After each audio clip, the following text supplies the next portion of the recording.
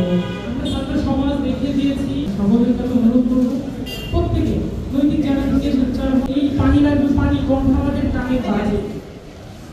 আমি আমার বক্তব্য এখানে শেষ করছি। আসসালামু আলাইকুম। আচ্ছা, এই পর্যায়ে সংক্ষিপ্ত প্রজন্মের মহাবীর সেগুলি জন্য শহীদ হয়েছে, এরা দেশের মানুষের কল্যাণের জন্য শহীদ হয়েছে। এরা শত্রু বিভীষণ।